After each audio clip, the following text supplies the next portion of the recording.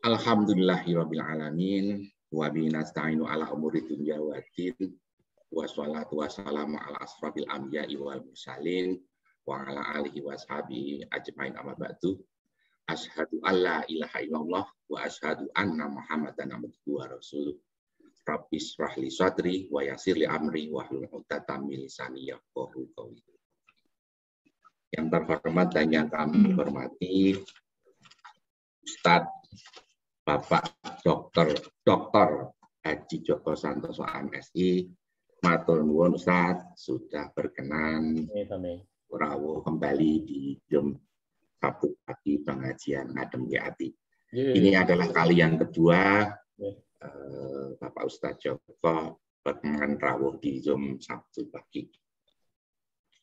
Selanjutnya yang kami hormati Bapak-bapak, Ibu-ibu jamaah Jomiyah Ngadem Hati yang insya Allah pagi hari ini dirahmati Allah.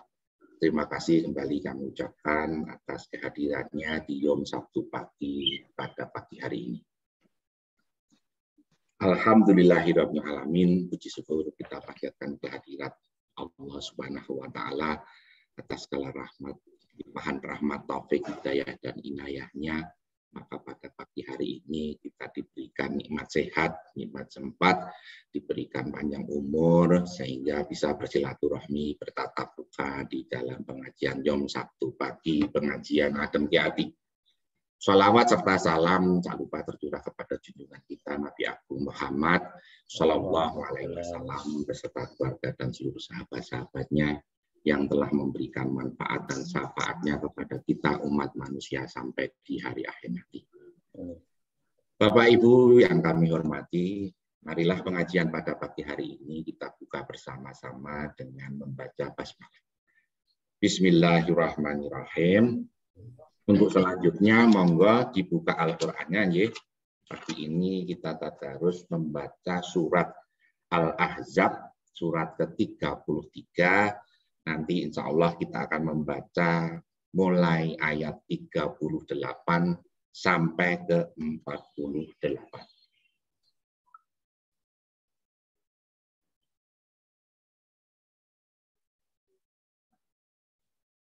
Sudah? Jangan lupa mic-nya boleh dibuka aja, biar kita ngaji bersama-sama. Al-Ahzab 33 nih. Ayatnya 38 sampai ke 48. Sampun, monggo kita baca bersama-sama. A'udzubillahi minasyaitonirrajim. Bismillahirrahmanirrahim. Kana 'alan nabiyyi harajun ma faradallahu lahu. Natallahi billadzina khalau min qabl wa kana amrullahi qadaran maqdura. Alladzina yuballighuna risalatillahi wa yasawnahu wa la yakhshawna ahadan illallah. وَكَفَى بِاللَّهِ حَسِيبًا. ما كان محمد أبا أحد من رجالكم ولكن رسول الله وخاتم النبيين وكان الله بكل شيء عليما. يا أيها الذين آمنوا اذكروا الله ذكرا كثيرا وسبحوه بكرة وأصيلا والذي يصلي عليكم وملائكته ليخرجكم من الظلمات إلى النور وكان بالمؤمنين رحيما. تحيتهم يوم يلقونه سلام وأعد لهم أجرا كريما. يا يا أيها أيها النبي النبي إنا إنا أرسلناك شاهدا ومبشرا ونذيرا وداعيا إلى داعيا الله إلى الله بإذنه بإذنه وسراجا وسراجا منيرا منيرا وبشر المؤمنين المؤمنين بأن بأن لهم من لهم الله فضلا فضلا كبيرا كبيرا فلا لا تطع تطع والمنافقين الكافرين والمنافقين ودع أذاهم وتوكل على الله وكفى بالله وكيلا صدق الله. Sadaqallahul adzim. Alhamdulillah, terima kasih banyak. Semoga dengan dimulainya belajar bersama hari ini, keberkahan dan keberkatan untuk kita semua. Amin, amin, ya rabbal alamin.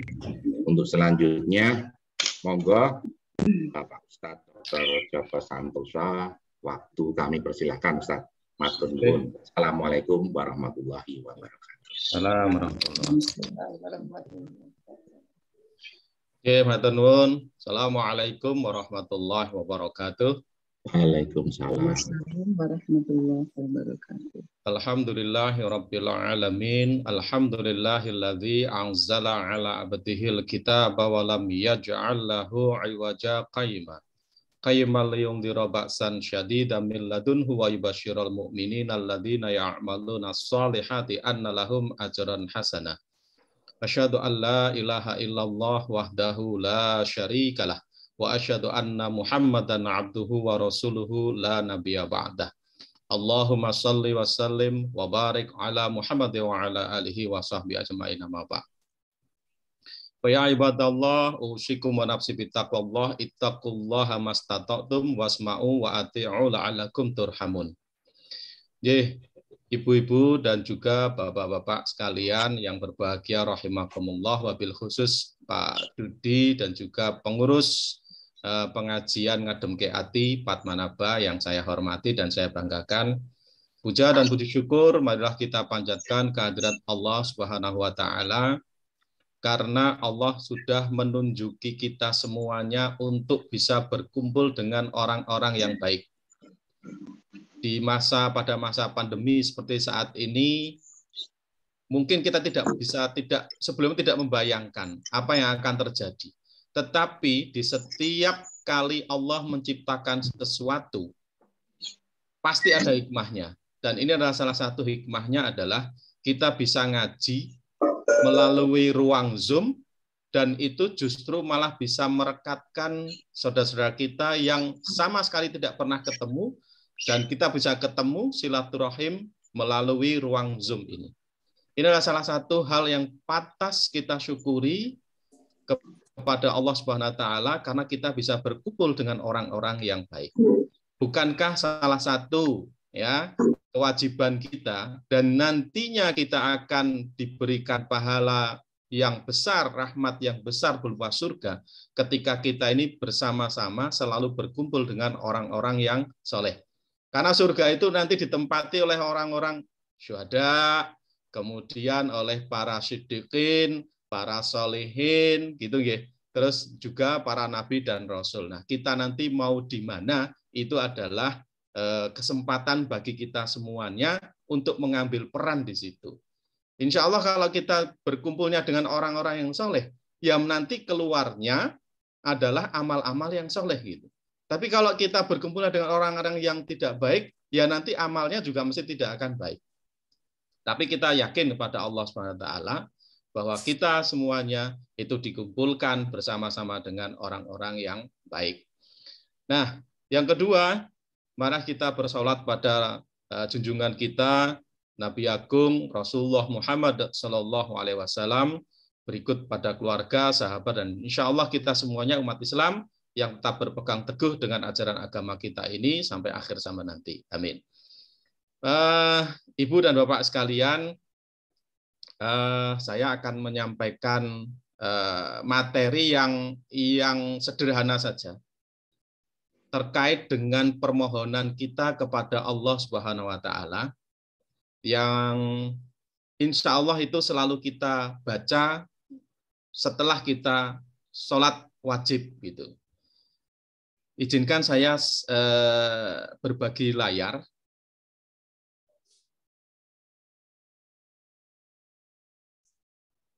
Ampun.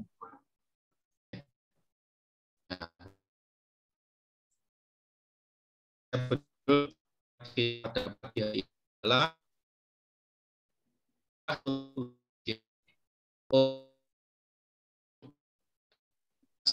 baik dalam beribadah. Rasulullah SAW itu ketika berwasiat kepada para sahabatnya, kita bisa bedakan. Terkadang beliau itu langsung di hadapan para sahabat dalam satu majelis ketika beliau mengajarkan ilmu kepada para sahabat.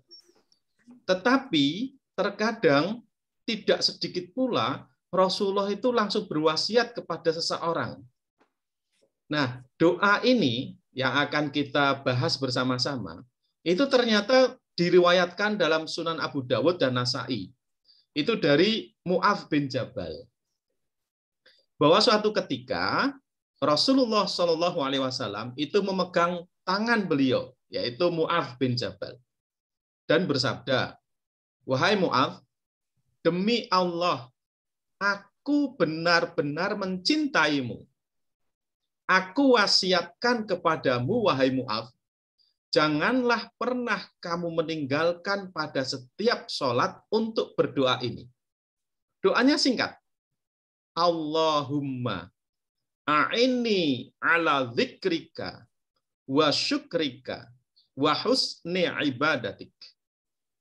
Allahumma a'inni ala dzikrika wa syukrika wa husni ibadatik. Allahumma a'inni ala dzikrika wa syukrika wa husni ibadatik.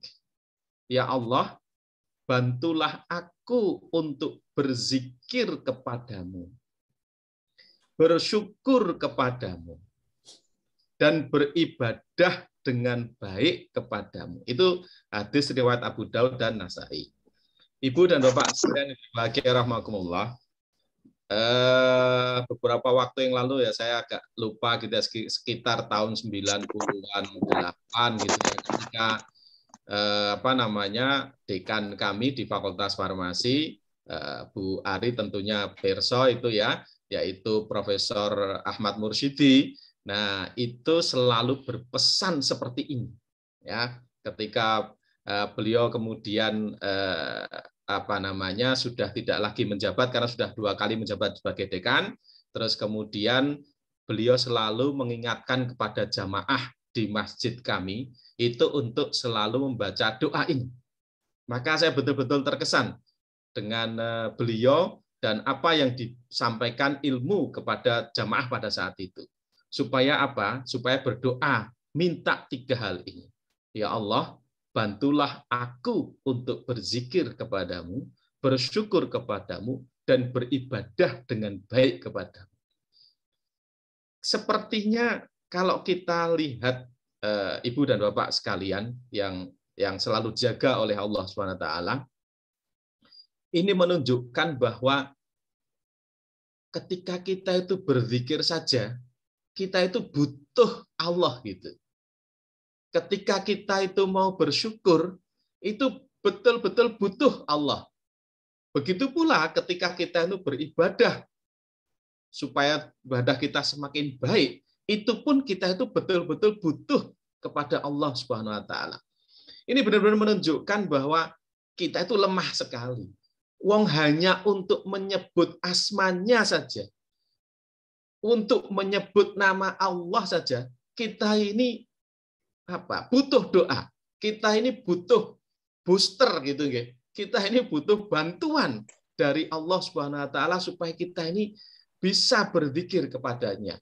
Mudah untuk selalu bersyukur dan juga selalu memperbaiki ibadah kita kepada Allah SWT.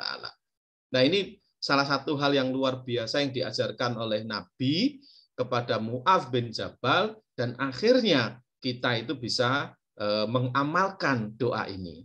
Oke. Baik, siapa kemudian kalau pertanyaan kita Mu'adz bin Jabal itu? Mu'adz bin Jabal itu adalah sahabat Rasulullah dari kaum Ansor, ya, yang mengikuti baiat Aqabah. Sehingga Mu'adz itu termasuk salah satu dari as-sabiqunal awwalun. Jadi orang-orang yang awal-awal masuk Islam. Nama lengkap beliau itu adalah Mu'adz bin Jabal bin Amr bin Aus al-Khazraj. Julukan beliau itu adalah Abu Abdurrahman. Beliau memiliki kelebihan dan wawasannya yang luas, pemahaman ilmu fikih yang dalam, sekaligus seorang cendekiawan yang terkenal. Ketika beliau masuk Islam itu umurnya kira-kira 18 tahun. Tapi beliau dipanggil oleh Allah itu masih sangat muda. Kira-kira umurnya 33 tahun kalau tidak salah. Jadi 15 tahun beliau itu menjadi seorang muslim, itu isinya di dalam diri beliau, dalam jiwa beliau itu adalah keluasan ilmunya. Pemahaman ilmu fikih yang dalam. Dan beliau adalah salah seorang cendekiawan yang sangat terkenal. Nah, jamaah sekalian berbagai rahimakumullah. Kita tahu bersama bahwa ketika ilmu yang kita miliki kemudian kita sampaikan kepada orang lain, ilmu itu tidak akan pernah habis. Tapi justru ilmu nanti itu akan semakin berkembang dan berkembang. Lain kalau seseorang itu berkebanyakan harta, dan harta itu kemudian dibelanjakan, maka harta itu lama-lama akan habis, kecuali dibelanjakan di jalan Allah Subhanahu wa Ta'ala. Tetapi ilmu, ketika kita berikan kepada seseorang ataupun kepada orang lain, maka ilmu itu akan terus berkembang dan berkembang. Karena seseorang menerima ilmu dari seseorang misalnya, terus kemudian dia berpikir lagi, terus kemudian dia menemukan kembali, oh ternyata ini hubungannya di sini, oh ternyata ayatnya di sini, oh ternyata ada hubungannya dengan yang sana dan seterusnya. Nah itulah pentingnya kita ini selalu ngaji di dalam majelis-majelis ilmu. Ya, itu yang apa namanya? Yang pertama. Baik. Kemudian Rasulullah SAW itu pernah menyebutkan bahwasanya Mu'adz adalah seorang sahabat yang paling memahami antara halal dan haram. Maka dengan ilmu itu kita ini bisa membedakan mana yang hak, mana yang batil. Dengan ilmu yang kita miliki, itu kita bisa membedakan mana yang halal, mana yang haram. Kemarin sempat ramai itu saya saya dan Bu Ari itu kan ada di LPPOM Majelis Ulama Indonesia di DIY gitu ya. Kemarin sempat ramai masalah makan kucing kok dadak halal ki piye gitu kan. Itu jadi olok-olokan itu kemarin. Tapi kemudian saya diminta untuk berbicara di radio MKFM saat itu. Saya jelaskan Bapak Ibu semuanya, itu bukan masalah kucing itu kemudian masuk Islam itu tidak, karena kemudian dia makannya harus yang halal. Bukan begitu, logikanya bukan begitu. Logikanya itu seperti ini sebetulnya. Kalau kita lihat komposisi pakan kucing, itu kita harus hati-hati di sana. Ya, harus hati-hati. Di sana itu yang disebutkan misalnya lemak dari hewan. Lah hewan itu hewan apa gitu? Itu yang tidak jelas. Kalau si kucingnya makan babi, daging babi enggak masalah.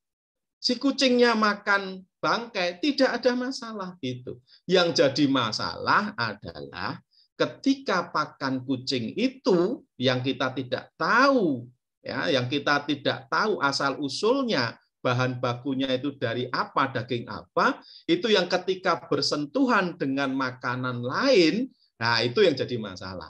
Jadi repot. Itu persoalannya di situ. Saya melihat pencinta kucing, ya, penggemar-penggemar kucing itu biasanya karena saking sayangnya kepada kucing, pakan kucing itu disimpan sedemikian rupa di tempat yang supaya pakan kucing itu tidak rusak. Salah satunya adalah di lemari pendingin ataupun di kulkas lah, kira-kira seperti itu. Bisa dibayangkan Bapak Ibu semuanya, ketika pakan kucing itu yang kemudian bersentuhan dengan makanan yang lainnya atau tangan kita yang bersentuhan dengan pakan kucing terus kemudian kita ambil makanan, minuman dan kita tidak tahu jeluntrungnya bahan itu dari apa, misalnya dari babi misalnya atau dari yang lainnya yang tidak halal misalnya, nah, maka itu kemudian terjadilah kontaminasi. Nah, kalau terjadi kontaminasi, kita semuanya paham dan semua ulama itu paham, sepakat bahwa semua daging babi dan turunannya itu haram dan itu najis mughaladhah, najis berat. Kalau cara mensucikan najis mughaladhah kita pun juga sudah tahu, yaitu dibasuh dengan air sebanyak 7 kali, salah satunya dengan tanah atau dengan debu. Kalau itu ada makanan, kue misalnya, yang terkontaminasi pakan kucing yang mungkin itu dari daging babi, maka kue tadi harus disucikan dengan air sebanyak 7 kali, salah satunya dengan tanah. Apakah itu masih layak untuk kita makan? Pasti kita juga akan makan itu. Maka kemudian itu dibuang. Nah, yang sebetulnya halal, terus kemudian kita buang, nah kita kembali kepada Quran surah Al-Isra, gitu kan? Innal mubadzirina kanu ikhwana syayatin. Bahwa yang boros-boros itu adalah temannya setan, sedangkan setan itu kepada Allah itu sangat durhaka. Nah, inilah jamaah sebagai rahmatullah. Terkadang orang itu hanya berpikir yang yang singkat begitu ya, tidak bisa melihat whole keseluruhan dari suatu masalah. Sehingga itu kemudian kemarin jadi sempat menjadi salah satu olok-olok, bahkan ada saya sangat tersinggung betul itu ketika ada salah satu postingan yang menyebutkan di situ kucingnya sudah mu'alaf, itu kan luar biasa olok-oloknya seperti itu. Nah, saya mau marah, tetapi kan kita harus juga terkendali marah kita. Oh ya sudah, mungkin yang bersangkutan itu belum paham akan hal itu. Oleh karena itu kemudian kita di LPPOM Majelis Ulama Indonesia di DIY itu kemudian selalu menyampaikan hal-hal yang menginformasikan yang betul kepada warga masyarakat gitu. Nah, lanjut dikisahkan bahwa suatu hari Rasulullah SAW itu memerintahkan Mu'adz untuk pergi berdakwah ke negeri Yaman. Sebelum mengantarnya, Rasulullah bertanya kepada Mu'adz. Nah, ini dialog yang luar biasa ini. Dialog antara Rasulullah dengan Mu'adz bin Jabal. Apa yang menjadi pedomanmu dalam mengadili sesuatu? Tanya Rasulullah SAW. Kemudian Mu'adz itu menjawab dengan singkat, Kitabullah. Terus kemudian Rasul bertanya lagi, bagaimana jika kamu tidak menemukannya dalam Kitabullah? Kemudian Mu'adz menjawab, saya putuskan dengan sunnah Rasul. Kemudian Rasul bertanya lagi, jika kamu tidak menemukannya dalam sunnah Rasulullah, maka kemudian Mu'adz menjawab, saya akan gunakan pikiranku untuk berijtihad dan saya takkan berlaku sia-sia. Maksudnya tidak akan ragu-ragu gitu ya. Nah, mendengar jawaban dari Mu'adz bin Jabal yang sedemikian itu membuat hati Rasulullah menjadi lega. Tampak wajah Rasulullah SAW berseri-seri seraya berkata, segala puji bagi Allah yang telah memberi taufik kepada utusan Rasulullah sebagai yang diridhoi, diizinkan oleh Rasulullah SAW. Ya, nah ini adalah dialog yang sangat luar biasa, sehingga Ibu dan Bapak sekalian yang saya hormati dan insya Allah dijaga oleh Allah SWT, dari kisah Mu'adz bin Jabal ini kita bisa melihat ada 5 pokok ajaran Islam. Saya ambilkan dari Khan 2017 yang sering kita diskusikan bersama dengan Mas Khairul Ummah di dalam pengajian-pengajian kami. Nah, kalau diibaratkan itu seperti apa ya? Seperti sasaran anak panah, gitu. Sasaran anak panah. Itu adalah 5 pokok dalam ajaran Islam. Itu seperti sasaran anak panah. Core-nya yang paling dalam, yang paling kecil, sempit, lingkaran yang paling terdalam, itu adalah prinsip dasar Islam yang dikenal dengan usuluddin atau principle of Islam. Nah, di situ, Ibu dan Bapak sekalian, ketika kita paham hadirnya manusia itu ke muka bumi sebagai khalifatullah, sebagai wakil Allah di muka bumi, Allah itu sudah memberikan apa? Besok kamu itu ketika hidup di muka bumi, luaranmu, hasilmu ketika kalian itu hidup di muka bumi seperti yang aku inginkan, gitu. Nah, seperti yang aku inginkan, kata Allah itu sebetulnya adalah supaya kita itu menjadi apa, gitu. Kita bisa lihat apa yang inginkan Allah dari manusia. Kalau kita mengerjakan sesuatu, kemudian semoga kamu jadi apa? Contohnya kalau puasa Ramadan itu ya. Ya ayyuhalladzina amanu, kita diperintahkan untuk syiam Ramadan gitu. Maka di akhir ayat itu la'allakum tattaqun misalnya. Semoga kamu menjadi orang yang bertakwa. Nah, itu adalah yang diinginkan oleh Allah Subhanahu wa taala sebagai outcome kita bersama. La'allakum tattaqun. La'allakum turhamun, di banyak ayat juga begitu. Semoga kamu mendapatkan rahmat. La'allakum yarsudun misalnya. Dan seterusnya dan seterusnya.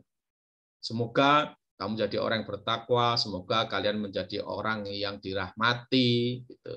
La'allakum tuflihun, semoga kamu menjadi orang yang menang, dan seterusnya dan seterusnya.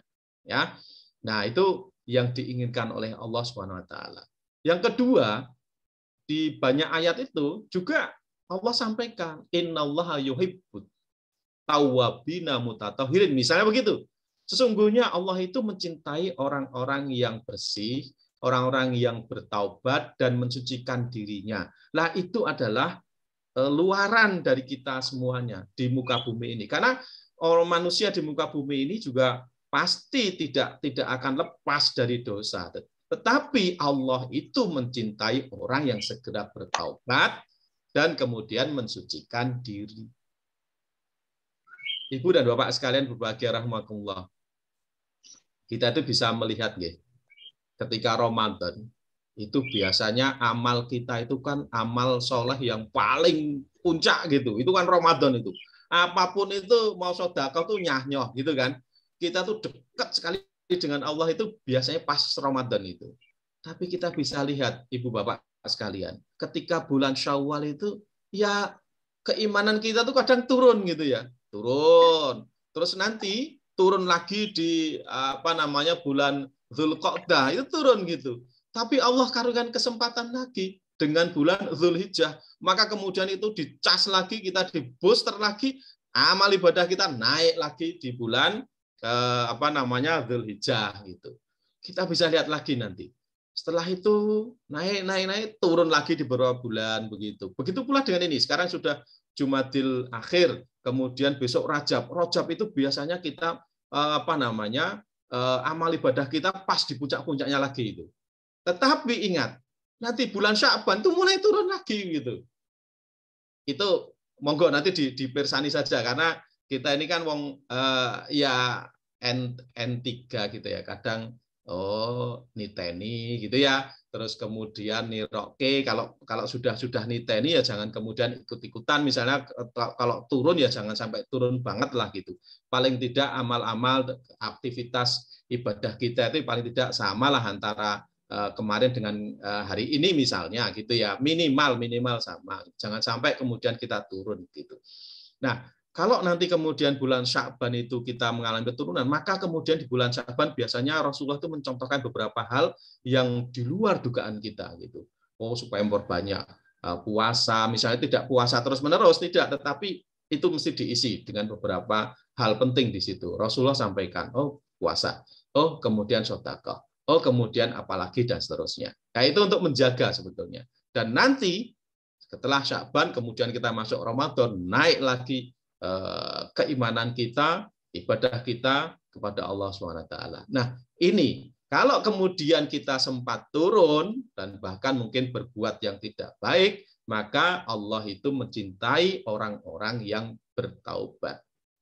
Orang-orang yang yang tadinya berbuat dosa, terus kemudian Allah itu mencintai orang yang bertaubat ketika yang bersangkutan itu segera bertaubat dan mensucikan dirinya.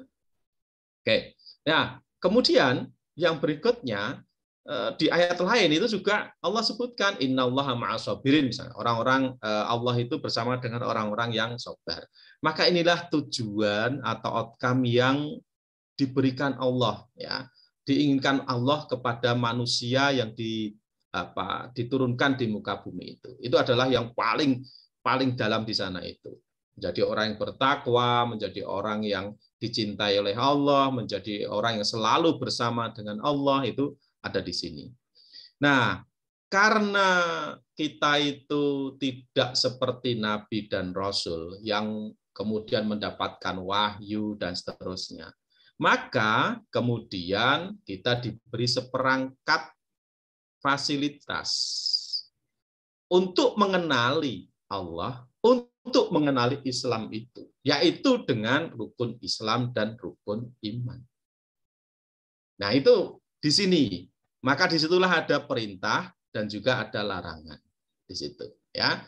Nah, dari sini, Ibu dan Bapak sekalian, gitu, nas yang ada di sini, misalnya kita buka Quran Surah Al-Maidah misalnya, ada di situ larangan tentang mengkonsumsi daging babi misalnya dan turunannya mestinya, itu semua ulama di muka bumi tidak ada perselisihan di situ, semuanya sama, ya, semuanya sama, tidak ada perselisihan di situ, ya, tentang perintah dan larangan yang ada di dalam rukun Islam dan rukun iman. Saya contohkan tadi misalnya tentang daging babi tadi, tidak ada perselisihan di situ, semuanya menyatakan bahwa bangkai itu haram, darah itu haram, terus kemudian daging babi itu haram, ya, atau hewan yang halal tetapi disembelih tidak dengan menyebut asma Allah. Nah, itu juga diharamkan gitu ya. Nah, itu tidak ada perselisihan di situ. Semua ulama sepakat gitu. Oke. Baik. Nah, berikutnya dari dialog dengan Mu'adz tadi, kita lihat di sini.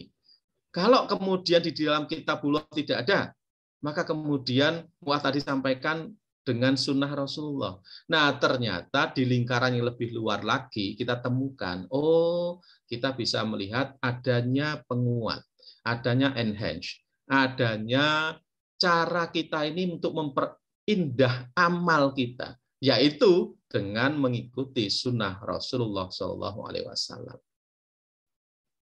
Jadi, apa yang kita lakukan sebagai sunnah Rasulullah SAW itu sebetulnya adalah untuk memperindah amal kita ketika kita itu yakin dengan rukun Islam dan rukun iman, dan nanti tujuannya adalah seperti ini, la'alakum tattaqun, dan seterusnya dan seterusnya. Apa yang diinginkan oleh Allah Subhanahu wa taala. Baik. Nah, setelah kita paham dengan sunnah-sunnah Rasulullah sebagai cara kita itu untuk memperindah amal kita, penguat amal kita, kemudian ada yang keempat, yaitu ijtihad para sahabat. Tadi disampaikan oleh Mu'adz bin Jabal, dengan pikiran. Yang tentunya pikiran itu tidak boleh keluar dari sunnah Rasul, pikiran itu tidak boleh keluar dari Al-Quran, dari kitabullah. Jadi apa yang diijtihadkan para sahabat, insya Allah itu mereka tidak akan keluar dari sunnah Rasulullah SAW dan juga tidak akan pernah keluar dari kitabullah. Jadi kita paham, kadang Rasulullah itu memberikan nasihat kepada seseorang, terus kemudian dia kerjakan misalnya. Loh kok gitu? Loh ternyata Rasulullah mengajarkan kok ada yang diberikan sesuatu. Mungkin sahabat lain tidak tahu, tapi setelah tahu paham, oh ternyata ngono toh. Nah, itu jamaah sekalian bagi rahmatullah. Jadi ada hal-hal yang spesifik yang diberikan oleh Rasulullah SAW kepada para sahabat, sehingga itu pun ternyata sesuai dengan sunnah Rasulullah SAW.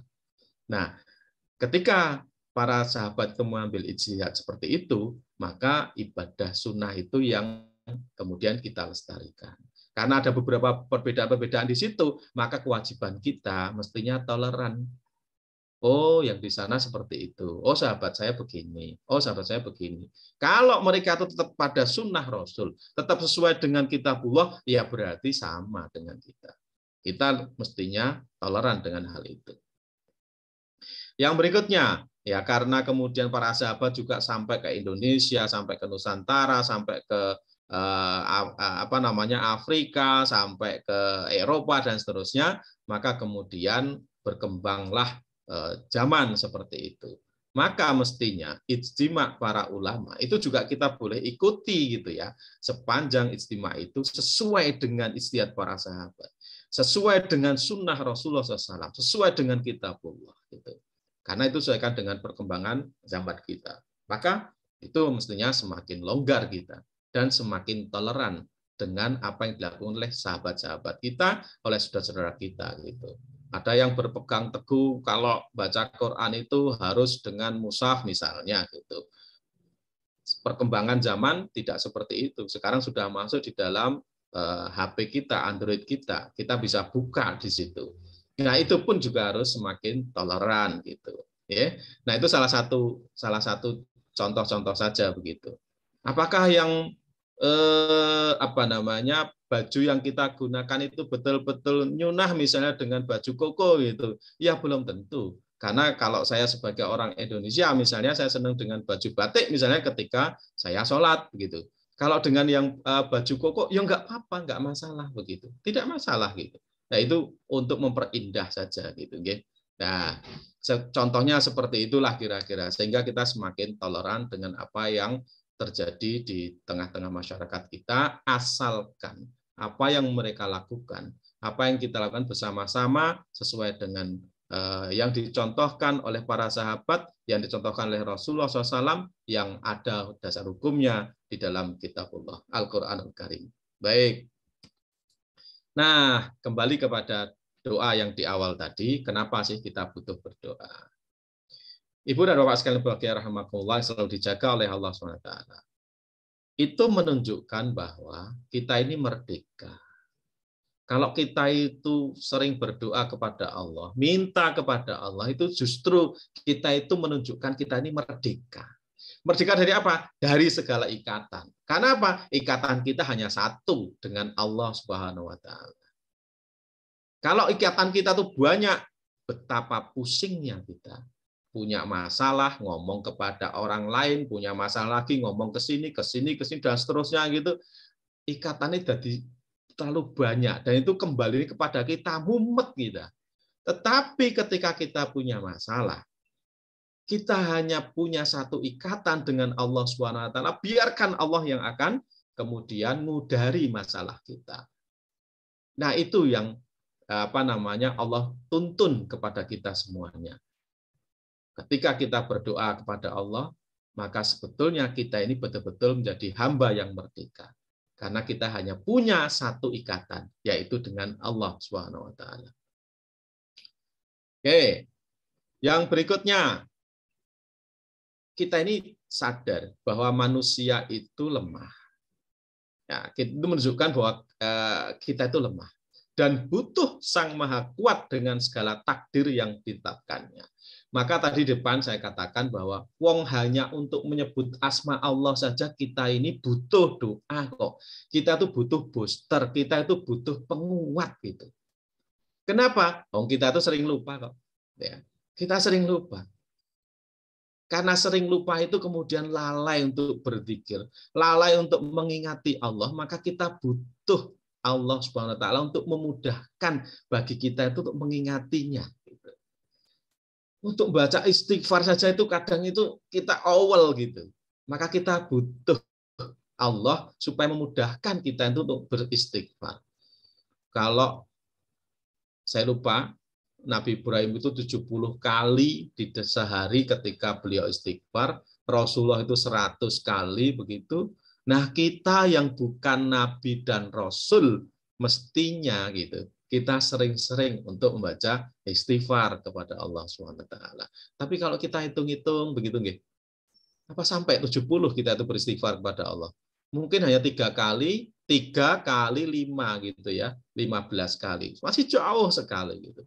Padahal di luar sholat itu adalah tempat kita, waktu kita yang baik untuk selalu beristighfar kepada Allah SWT. Ya. Kemudian yang berikutnya, menunjukkan bahwa kita hanya bersandar kepada Sang Khalik dan tidak bersandar kepada makhluknya. Nah itu. Jadi ketika kita berdoa itu kita sadar bahwa kita itu butuh Allah Subhanahu wa taala. Kita tidak butuh makhluknya. Kita berdoa kepada Allah itu kan seperti apa ya? Berdialog kepada Allah. Itu sesuatu yang menarik sekali gitu ya. Ini nanti sebentar lagi kita bulan Rajab. Saya masih ingat peristiwa setelah peristiwa Isra dan Mi'raj gitu ya.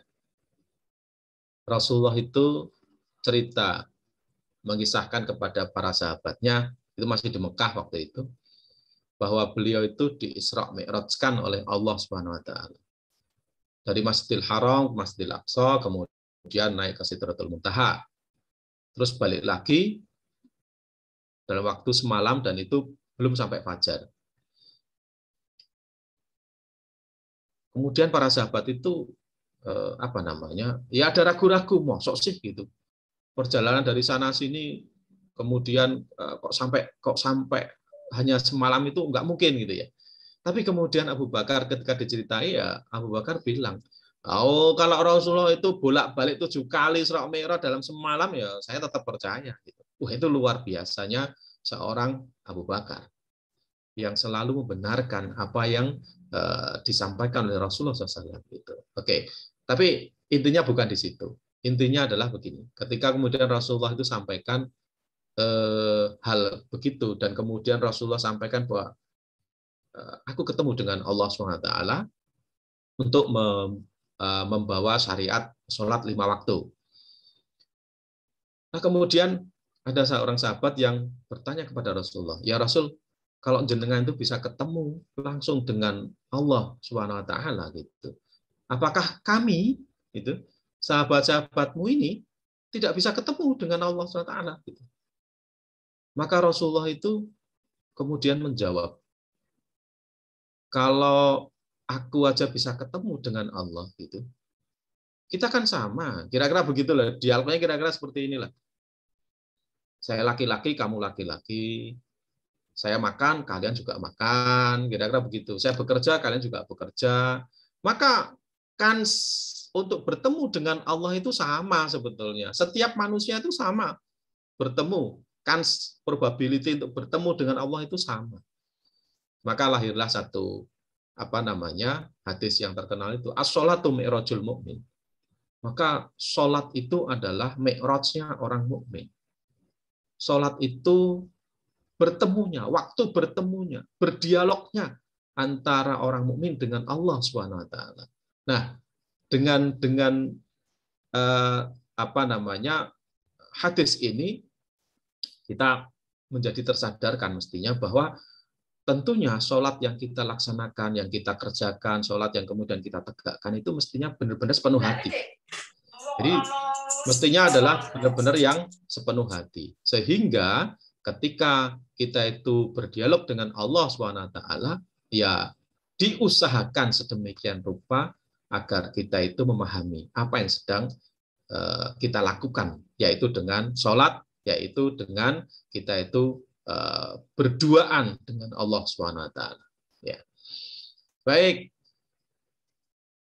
Nah, tadi sudah kita baca bersama-sama. Kenapa kita butuh pikir?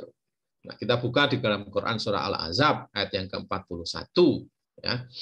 Disebutkan a'udzubillahi minasyaitonirrajim ya ayyuhalladzina amanu dzkurullaha dzikran katsira. Wahai orang-orang yang beriman, ingatlah kepada Allah dengan mengingat namanya sebanyak-banyaknya.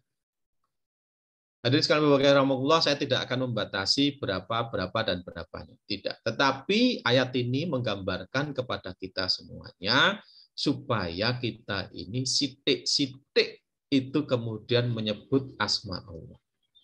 Sedikit-sedikit kita ini kemudian istighfar kepada Allah Subhanahu wa taala. Sedikit-sedikit kita ini mengucapkan subhanallah. Sedikit-sedikit kita kemudian membaca hamdalah. Sedikit-sedikit kemudian kita membaca takbir ya. Wah, jadi sering-seringlah kita ini kemudian istighfar, sering-seringlah kita ini kemudian bertasbih, sering-seringlah kita membaca hamdalah, membaca takbir, membaca tahlil dan seterusnya. Atau gitu, justru kemudian kita sholat. Karena sholat itu salah satu cara untuk ingat kepada Allah SWT. Itu kan ada satu ayat ya. Innani anallahu la ilaha illa ana fa'budni wa aqimis sholata li dzikri. Innani sungguhnya aku. Anallah. Aku ini loh Allah itu. Kira-kira seperti itu terjemahannya. La ilaha illa ana. Tidak ada ilah, tidak ada sesembahan, tidak ada Tuhan illa ana, kecuali aku, kata Allah. Fa'budni, maka ibadahilah aku. Wa aqimis sholata lidzikri, dan dirikanlah sholat untuk mengingatku. Maka salah satu cara kita ini mengingat Allah yaitu dengan sholat. Kita ini diperintahkan sholat 5 waktu. Tapi di luar itu kita pun boleh untuk mendirikan sholat-sholat sunnah itu. Maka orang-orang yang selalu menjaga wudunya, orang-orang yang selalu menjaga sholat-sholat sunnahnya, itu pasti mereka termasuk golongan orang-orang yang selalu mengingat Allah Subhanahu wa taala. Hal yang lain boleh dikerjakan, yaitu dengan sedekah misalnya. Itu kan salah satu cara untuk mengingat Allah gitu. Ketika kita bersedekah, oh iya alhamdulillah. Berarti apa? Mungkin rizki yang diberikan Allah kepada kita ini lebih baik daripada yang lainnya. Sehingga ada kewajiban bagi kita itu untuk membantu orang lain, untuk membantu sesamanya. Nah, itu adalah cara-cara kita itu ingat kepada Allah dengan sebanyak-banyaknya. Berikutnya di dalam Quran surah Al-Jumu'ah ayat yang ke-10. A'udzubillahi minasyaitonirrajim fa idza qudiyatis sholatu fantashiru fil ardi wabtaghu min fadlillahi wadhkurullaha katsiran la'allakum tuflihun. Nah, di awal tadi juga saya katakan bahwa apa yang diinginkan Allah itu la'allakum. Ketemu kita, yaitu la'allakum tuflihun. Mudah-mudahan kalian menjadi orang yang beruntung. Siapa mereka? Yaitu ketika kita bertebaran di muka bumi untuk mencari karunia Allah, tetapi di dalam mencari karunia Allah itu, kita ini diperintahkan untuk mengingat Allah sebanyak-banyaknya. Kita cari rizki. Kita jemput rizki dari Allah Ta'ala. Tetapi di dalam menjemput rizki dari Allah Ta'ala itu, kita wajib mengingati Allah Subhanahu wa taala sebanyak-banyaknya. Ada satu cerita anekdot gitu nih. Biasa kan, zaman dulu, ini zaman dulu bukan sekarang, tapi zaman dulu. Dosen itu bisa ngajar di mana-mana, gitu nggih. Jadi kan ngajar di fakultasnya, tapi dia juga bisa ngajar di tempat lain. Gitu. Ada seseorang yang kemudian ditawari, Mas, bulan depan nek iso melu aku ngajar neng Jakarta. Gitu. Itu 3 SKS. Oke, mata kuliahnya ini, nanti di fakultasnya ini, ya sudahlah gitu. Ya. Maka yang ditawari pasti dia akan menyiapkan sebaik-baiknya. Wis gawe zaman dulu belum seperti sekarang ya dengan PPT gitu ya, dengan PowerPoint transparation gitu, tidak gitu ya. Tapi transparansinya mungkin ya ditulis di plastik transparansi gitu ya, karena masih ada OHP waktu itu, dengan OHP gitu. Siapkan dia dengan sebaik-baiknya gitu.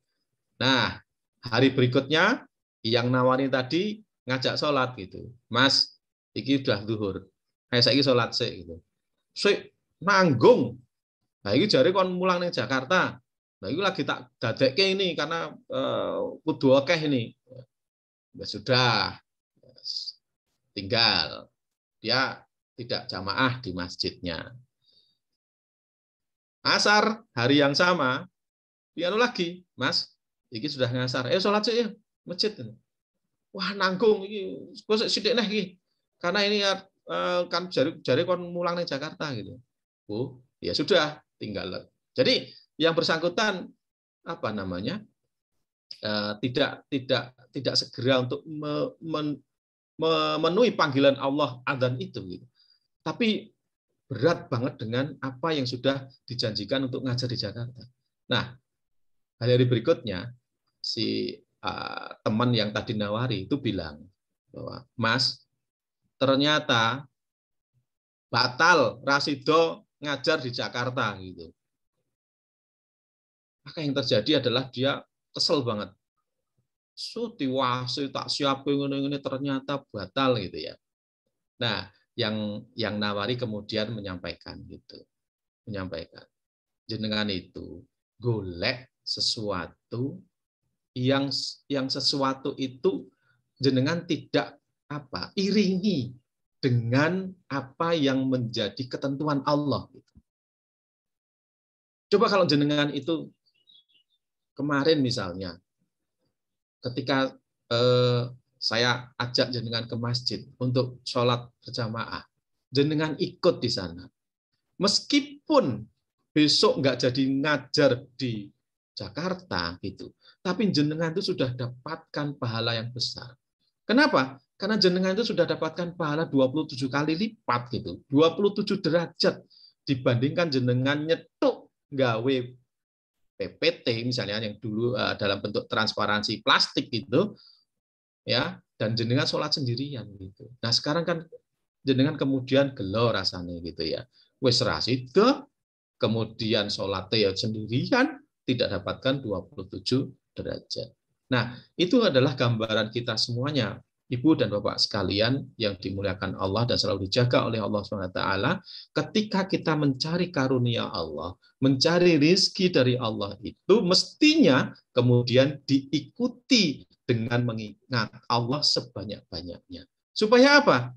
Supaya kita semuanya menjadi la'allakum tuflihun, menjadi orang-orang yang beruntung. Baik. Kemudian di dalam Quran surah Al-Baqarah 152. Ini biasa dibaca oleh para khatib Jumat gitu ya. Fadhkuruni adzkurukum washkuruli wala takfurun ya. Maka ingatlah kepadaku, aku pun akan ingat kepadamu, kata Allah. Bersyukurlah kepadaku dan janganlah kamu ingkar kepadaku. Wah. Jadi ternyata doa yang tadi diajarkan oleh Rasulullah itu nyambung gitu. Ingat tentang zikir, Terus kemudian ada perintah dari Allah tentang bersyukur. Ingatlah kepadaku, aku pun akan ingat kepadamu. Bersyukurlah kepadaku dan janganlah kamu ingkar kepadaku. Kalau kita lihat di Quran surah Ibrahim ayat yang ke-7 kan sudah jelas sekali gitu ya. Wa idza ta'adzana rabbukum la in syakartum la azidannakum wa la in kafartum inna adzabi lasyadid. Jadi yang bersyukur kepada Allah maka Allah akan tambahkan nikmatnya. Tapi bagi yang kufur, bagi yang ingkar, maka ingatlah bahwa azab Allah itu amatlah pedih. Gitu. Ya, ini adalah salah satu gambaran kita semuanya. Ketika kita mengingat Allah, kemudian kita menjadi orang yang pandai untuk bersyukur. Tadi di depan saya katakan, di tengah-tengah tadi saya katakan bahwa cara mengingat Allah itu salah satu dengan sedekah. Gitu. Dengan sedekah itu berarti rezeki yang diberikan Allah kepada kita itu lebih. Terus kemudian kita berikan kepada orang lain. Dan dengan cara seperti itu, kemudian kita mudah untuk bersyukur kepada Allah SWT. Kalau kemudian kita sehat, ya kita gunakan sehat kita ini, afiah kita ini, untuk selalu mengingat Allah, untuk berbuat kebaikan di jalan Allah. Itu adalah salah satu bentuk sedekah kita kepada orang lain, ngajak orang lain untuk ngaji seperti saat ini misalnya. Oke, baik. Nah, apa hasil dari zikir itu? Kalau kita buka Quran surah Ar-Ra'd ayat yang ke-28. A'udzu billahi minasyaitonir rajim. Alladzina amanu wa tatma'innu qulubuhum bidzikrillah. Ala bidzikrillah tatma'innul qulub. Yaitu orang-orang yang beriman dan hati mereka menjadi tentram dengan mengingat Allah. Ingatlah, hanya dengan mengingat Allah, hati ini menjadi tentram. Uniknya, kalau kita ini berkorban untuk orang lain, dan itu diniatkan karena Allah, itu adalah salah satu bentuk kita mengingati Allah, justru kemudian kita itu bahagia. Itu hebatnya Islam, kan seperti itu. Ketika kita ini bisa menolong orang lain dan biarkan Allah yang tahu, orang lain tidak perlu tahu. Kita berkorban dan kemudian hati ini menjadi tentram, hati ini menjadi bahagia gitu. Itu luar biasa. Jadi hasil dari zikir itu adalah kita akan diberi ampunan oleh Allah SWT. Beri pahala. Dan yang jelas kemudian hati ini menjadi tentram. Ibu dan Bapak sekalian yang dimuliakan Allah dan dijaga oleh Allah SWT, ketentraman hati ini saya kira menjadi sesuatu yang penting. Ketika jiwa kita, kolbu kita ini cemas, maka kemudian imun kita pun juga akan turun. Jadi ada benang merah antara ketentraman hati kita, kebahagiaan di dalam diri kita ketika tersambung dengan Allah SWT, dengan sistem imun tubuh kita. Kayak kita sudah tahu bersama lah gitu.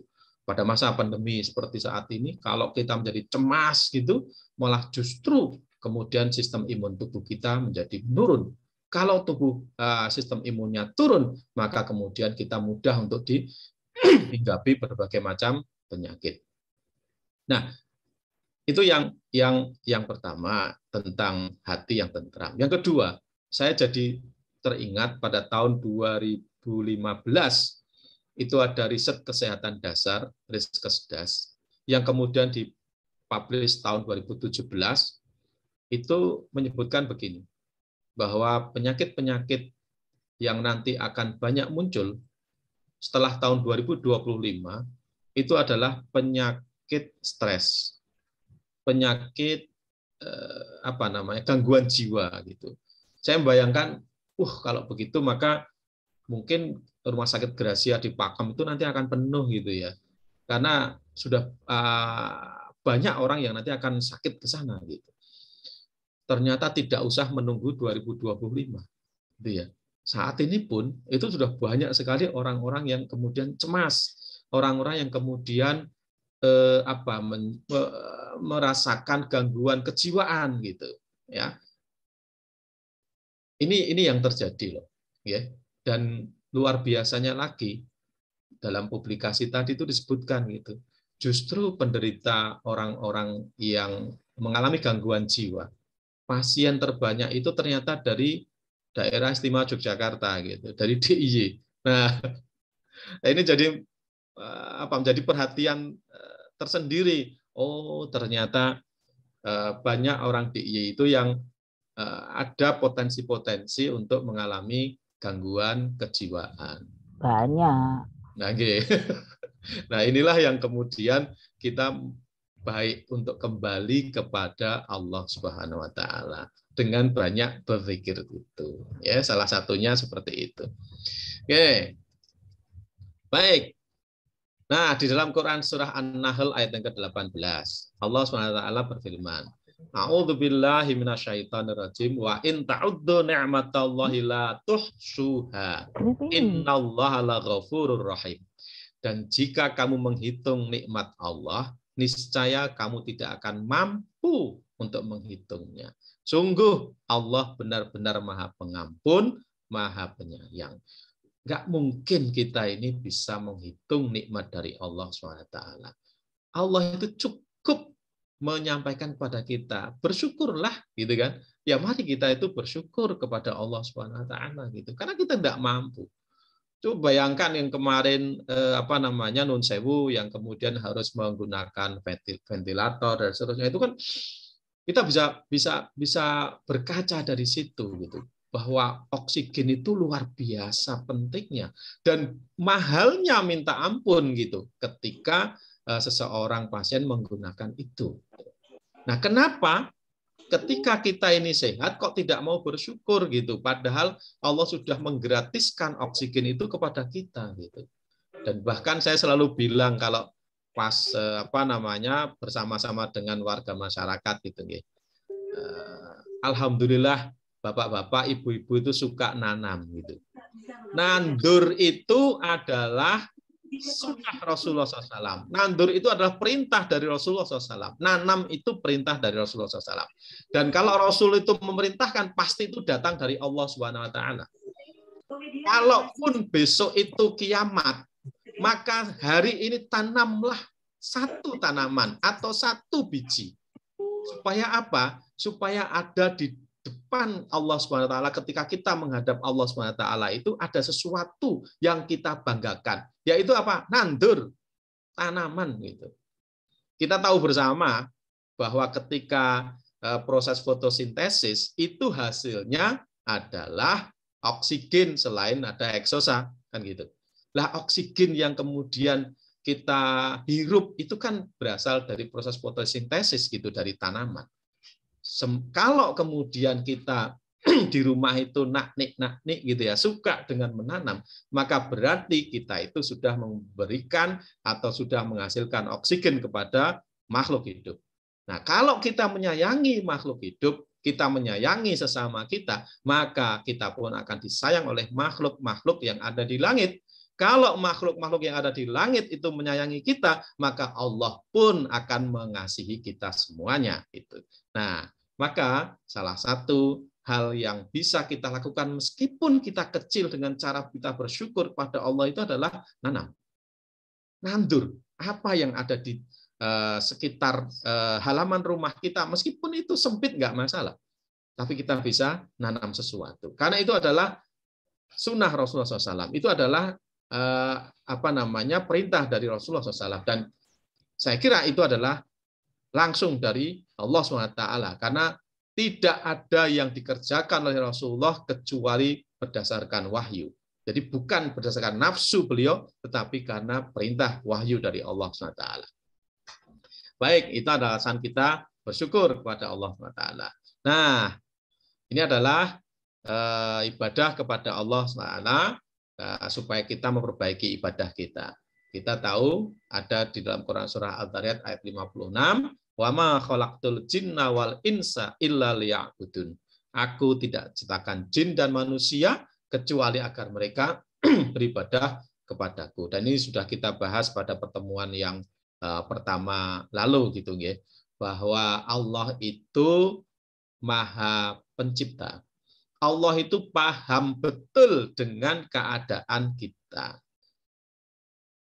Manusia itu diperintahkan untuk beribadah selama 24 jam. Apa bisa? Bisa. Jawabnya pasti bisa. Karena Allah yang Maha tahu. Allah menciptakan kita. Bukankah ketika kita mau makan itu berdoa, berarti selama kita makan itu adalah kerangka ibadah. Bukankah ketika kita bekerja diawali dengan Bismillahirrahmanirrahim, gitu berangkat 8 jam bekerja sehari, maka 8 jam itulah kita diekivalenkan dengan ibadah kepada Allah SWT. Kita bersyukur karena Allah itu Maha Pengasih, Maha Penyayang, dan semuanya itu diberikan reward berupa ibadah. Nilainya itu nilai ibadah. Nah, ini yang wajib kita syukuri bersama. Ketika kita ini bisa duduk setelah sholat subuh, gitu nggih. Setelah sholat subuh, kemudian kita duduk sambil nunggu syuruk, kemudian istirahat sebentar, terus kemudian kita berdiri untuk sholat sunnah 2 rakaat, berarti kita mendapatkan pahala haji yang sempurna dan sempurna, kata Rasulullah SAW. Nah, itu luar biasa. Jadi Islam itu mudah. Kita bisa kok memperbaiki ibadah-ibadah kita. Islam itu gampang, Islam itu mudah begitu. Nanti ada pertanyaan biasa nih. Nah, kalau yang nggak bisa, karena istri itu harus menyiapkan hidangan untuk sarapan suami dan anak-anak. Terus bagaimana gitu? Ya sama. Ketika istri itu menyiapkan hidangan, niatnya karena Allah Ta'ala, terus kemudian bisa memberikan yang terbaik pada suami dan anak-anaknya di pagi hari itu, maka sebetulnya nilainya sama dengan ibadah. Ketika sang suami itu berduduk setelah sholat subuh sampai syuruk, ya berarti istrinya juga mendapatkan hal itu. Nah, oleh karena itu, maka kita bersama-sama bersyukur pada Allah Ta'ala dengan Islam yang dibawa oleh Rasulullah dengan syariat yang mudah ini, menjadikan kita ini mestinya semakin dekat dengan Allah SWT. Baik, kemudian yang berikutnya di dalam Quran surah Al-Hijr ayat yang ke-99, wa'bud rabbaka hatta ya'tiyakal yaqin, dan sembahlah Tuhanmu sampai yakin, sampai ajal datang kepadamu. Nah, maka kita tidak boleh meninggalkan sholat meskipun kita dalam keadaan sakit, karena Islam itu ajarkan kemudahan-kemudahan. Ketika kita sehat, sholat itu bisa kita lakukan sempurna dengan berdiri dan seterusnya. Tapi ketika kita sedang sakit, kita bisa duduk. Ketika tidak bisa duduk, berarti kita dengan berbaring. Kalau tidak bisa mengucapkan, berarti dengan isyarat dan seterusnya. Itu mudah sekali di dalam Islam itu. Oleh karena itu, mari kita bersama-sama untuk selalu dekat kepada Allah Ta'ala dengan banyak berzikir dan seterusnya dan seterusnya. Baik. Nah, ini dalam Quran surah Al-Muzammil ayat yang ke-8 juga demikian. Mestinya kita beribadah kepada Allah itu dengan sepenuh hati, bukan ada sesuatu yang mengikut lah gitu ya, dan tidak ada niatan-niatan lain kecuali kita ini betul-betul hanya kepada Allah Ta'ala, tidak ada niatan lain. Dan sebutlah nama Tuhanmu dan beribadahlah kepadanya dengan sepenuh hati. Kalau dengan sepenuh hati tidak ada niatan lain, maka insya Allah kualitas ibadah kita itu akan semakin baik. Baik, kesimpulannya adalah sebagai Muslim seharusnya kita selalu berzikir, banyak-banyak bersyukur kepada Allah, dan selalu berusaha memperbaiki kualitas ibadah kita kepada Allah Ta'ala. Kemudian yang kedua, kesadaran sebagai manusia menjadikan kita semua bersandar hanya kepada Allah SWT. Matur nuwun, kurang lebihnya minta maaf, dan assalamualaikum warahmatullahi wabarakatuh. Waalaikumsalam warahmatullahi wabarakatuh. Alhamdulillahirrahmanirrahim. Jazakallah khairan katsir, Ustaz. Terima kasih atas tausiahnya pagi hari ini. Alhamdulillah tadi sudah dijelaskan panjang lebar Semoga yang tadinya masih abu-abu menjadi semakin putih, semakin jelas. Alhamdulillah. Sekali lagi terima kasih. Yeah. Untuk selanjutnya, monggo kita langsung buka sesi tanya jawab. Langsung bertanya boleh tunjuk jari dulu atau lewat chat nanti juga bisa ya.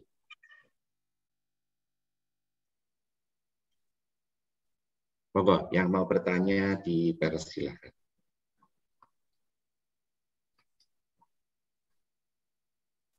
Assalamualaikum. Monggo, waalaikumsalam. Alhamdulillah, matur nuwun. Tausiahnya sangat bagus. Tambah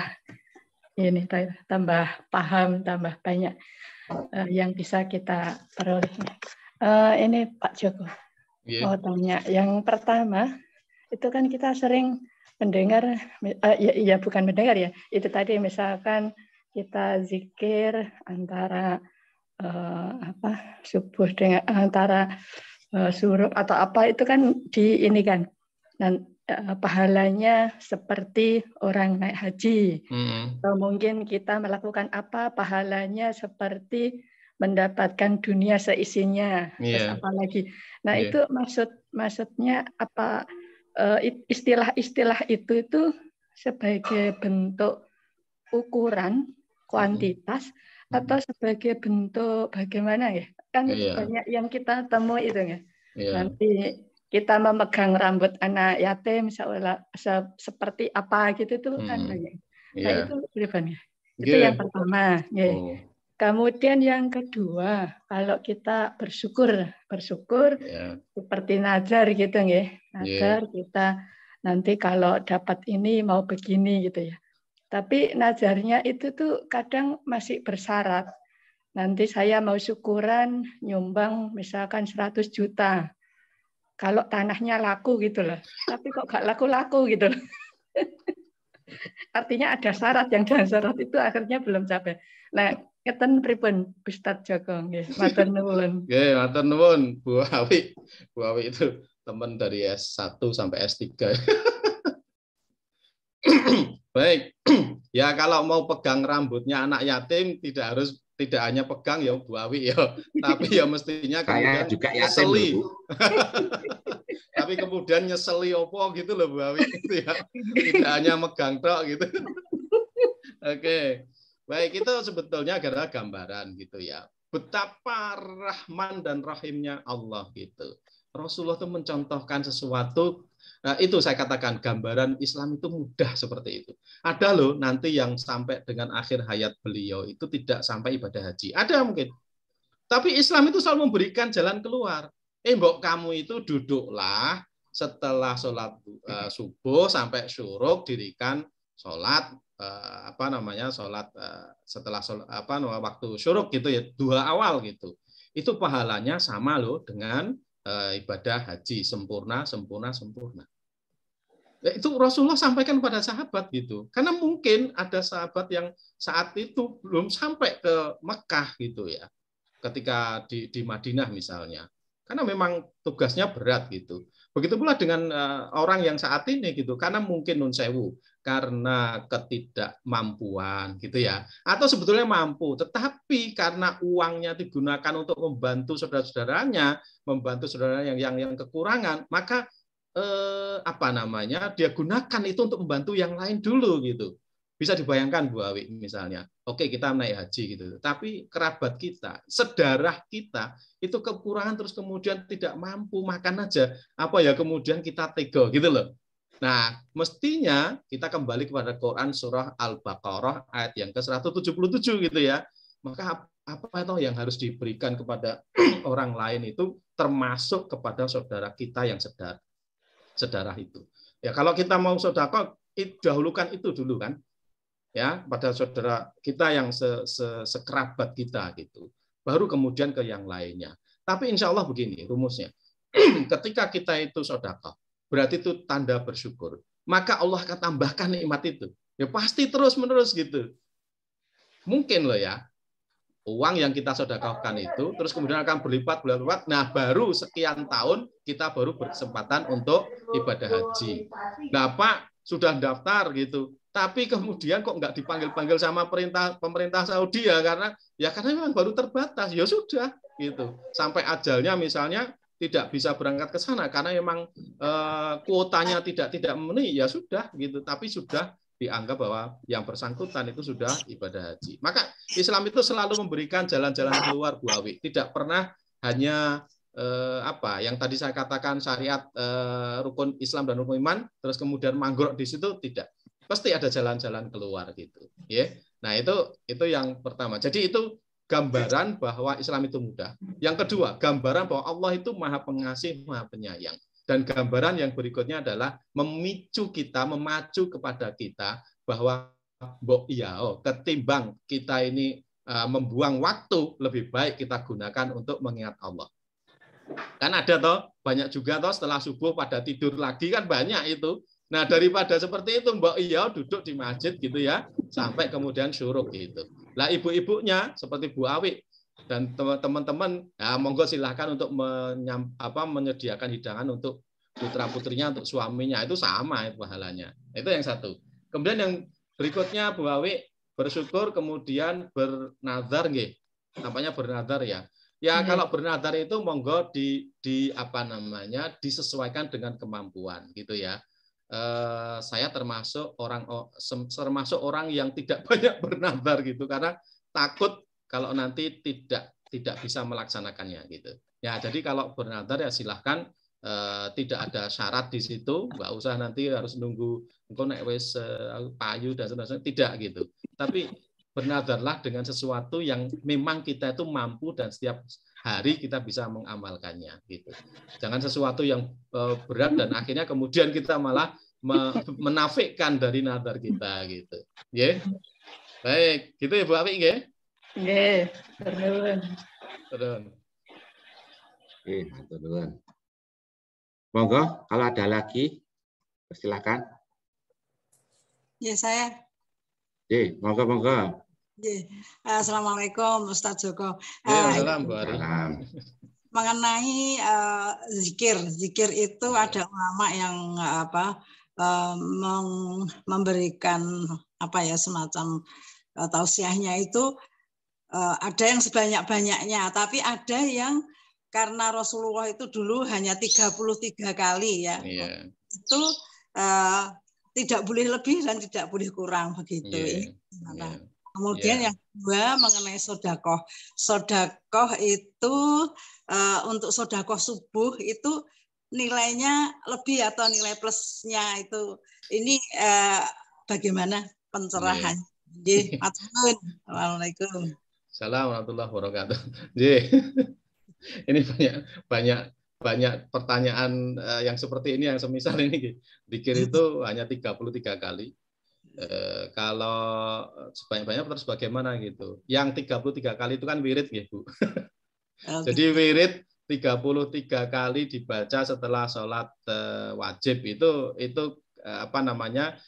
yang dicontohkan oleh Rasulullah itu dalam bentuk wirid gitu.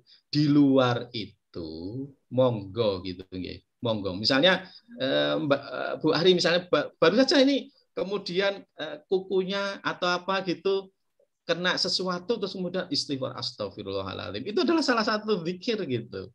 Astagfirullahaladzim. Kemudian mendengar sesuatu astagfirullahaladzim. Itu adalah salah satu bentuk zikir kepada Allah Ta'ala gitu. Atau kemudian kita sedang bepergian selama dalam perjalanan, kita diam, tetapi dalam diam itu jiwa kita, hati kita, kalbu kita itu mengingat Allah dengan baca subhanallah. Meskipun mulut kita tidak membaca, tapi kalbu kita itu terhubung dengan Allah Ta'ala. Tadi katakan sepenuh hati gitu. Nah itu salah satu caranya Bu.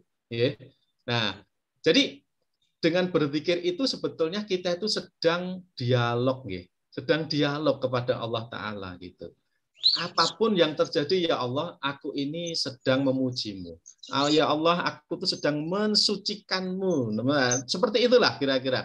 Nah, dengan demikian kemudian Allah pasti akan membukakan pintu-pintu rahmat. Allah akan kemudian membukakan bentuk-bentuk kasih sayangnya kepada kita semuanya. Jadi tadi zikir itu monggo kapanpun dipersilahkan begitu. Ya. Baik. Kemudian tadi tentang sedekah, Ibu. Sedekah. Ya, sedekah itu monggo kalau misalnya pas bisa subuh karena di situ ada pergantian shift jaga malaikat siang dan malaikat malam tercatat dua-duanya monggo karena ada yang berpendapat begitu. Tetapi sedekah itu juga tidak usah kemudian kita melihat waktunya. Kan begitu. Mosok kita harus sedekah dadak misalnya kudu nunggu Jumat misalnya gitu. Kan tidak harus gitu. Ya betul, Jumat itu hari raya kita, hari besar kita. Tapi kalau tetangga kita sakit pada hari Rebo, apa kita harus nunggu hari Jumat? Kan tidak gitu. Ya saat itulah sebetulnya Gusti Allah itu saya senang ya dengan teman saya Mas Khairul Ummah itu kalau memberikan kajian-kajian itu menarik gitu. Sebetulnya Allah itu memberikan tiket surga kepada kita setiap saat itu. Setiap saat kita diberi tiket surga oleh Allah Taala. Misal begini, misalnya Pak Dudi, tuing gitu ya. Memposting sesuatu, terus kemudian di situ itu ini nanti untuk anak yatim ya, itu ada rekeningnya begini. Itu sebetulnya tidak lain adalah tiket surga kita gitu saat itu. Nah, tergantung kita ini mau ambil tiket itu atau tidak gitu. Kemarin misalnya Semeru, korban Semeru misalnya, terus kemudian ada twing gitu ya, postingan masuk ke kita gitu. Oh ini ternyata dari rumah zakat atau apalah yang kita betul-betul tahu persis bahwa itu adalah kredibel. Nah, itu adalah sebenarnya tiket surga buat kita. Suatu saat barangkali kita jalan-jalan pagi setelah jam 7 pagi misalnya kita jalan-jalan, kok nemu paku ya di tengah jalan. Itu sebenarnya tiket surga kita. Nah, kemudian kita singkirkan karena salah satu cabang iman yang paling rendah, paling kecil adalah menyingkirkan duri penghalang dari jalan. Itu sebenarnya tiket surga gitu. Nah, monggo nanti Bu Ari, Mbak Ari, bisa saja nanti bersedekah itu kapanpun gitu, tidak usah nunggu subuh, tidak perlu nunggu Jumat dan seterusnya. Matur nuwun. Matur nuwun Pak Ustaz Joko. Assalamualaikum. Pertanyaan selanjutnya ini dari Bu Hajah Ili. Assalamualaikum. Bagaimana cara menjaga hati dan mungkin beberapa doa yang bisa kita ucapkan setiap hari diamalkan agar rasa syukur ini selalu stabil karena kadang manusia itu dinamis, bisa naik bisa turun dan tidak suka mengeluh, Ustaz. Monggo. Matur nuwun. Ini yang kita kerjakan salah satunya adalah saat ini berkumpul dengan orang-orang saleh. Kan ada tuh itu tombol ati ono 5 gitu kan. Yang pertama baca Quran dan maknanya. Jadi kita baca Quran itu kalau bisa memang setiap hari gitu kita baca Quran. Karena ketika kita berinteraksi dengan Al-Qur'an, meskipun kita tidak paham maknanya apa gitu, tetapi kita ini pasti akan dapat ilham gitu loh. Oh, mesti ini ya. Oh, habis ini begini gitu. Kita mungkin ya saat itu kemudian akan berbuat sesuatu, berbuat salah gitu. Tapi karena kita itu sering baca Quran, kemudian Allah itu jaga kita gitu, jangan sampai ke sana gitu. Jadi yang pertama mestinya adalah kita membaca Al-Qur'an. Maca Quran dan sak maknane. Kemudian yang kedua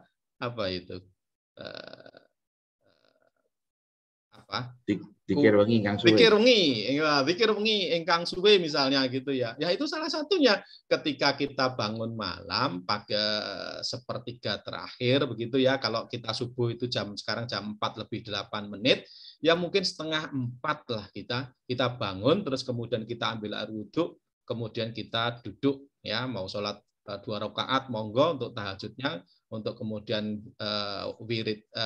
witirnya 3 rakaat monggo, terus kemudian kita banyak berdialog pada Allah Ta'ala gitu. Ya Allah, pagi ini selama sehari ini saya akan merencanakan ini dan ini. Tolong kuatkan ya Allah, misalnya begitu. Nanti ketika kita subuh, ya Allah, tadi saya rencanakan ini, dan mohon engkau kuatkan perencanaan saya. Nah, nanti zuhur itu kemudian kita datang kepada Allah, terus kemudian kita sampaikan, ya Allah, aku tadi mestinya zuhur itu sudah begini, tapi saya ternyata baru mengerjakan ini. Seakan-akan Allah itu kayak teman kita, teman dialog kita. Itu luar biasanya, ya.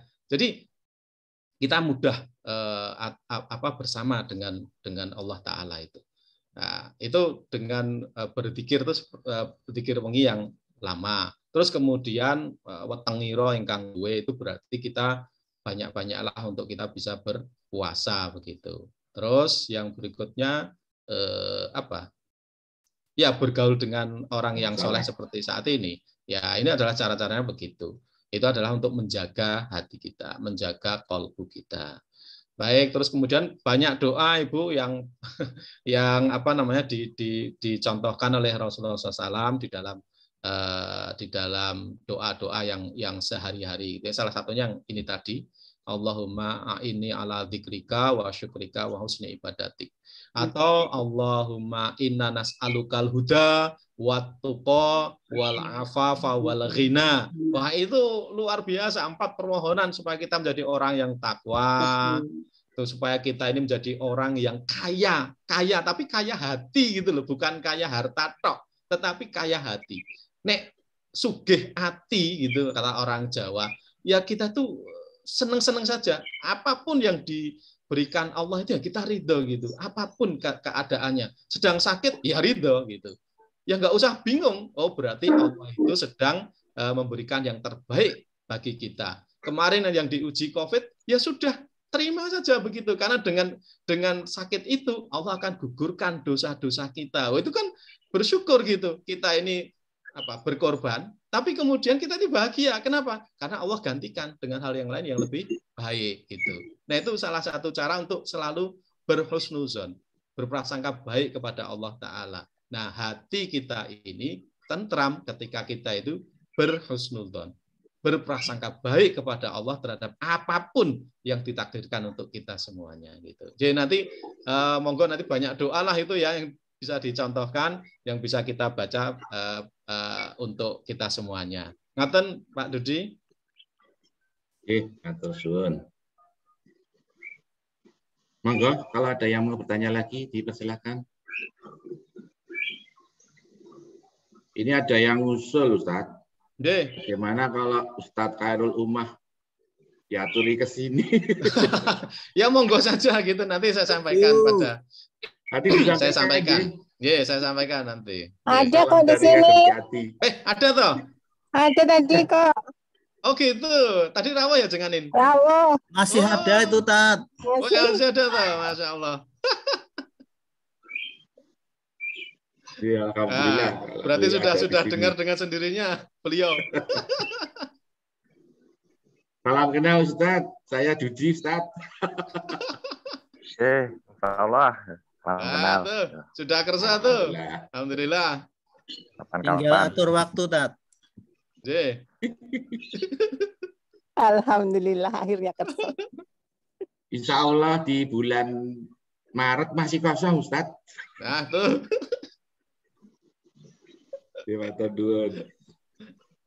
Monggo selanjutnya.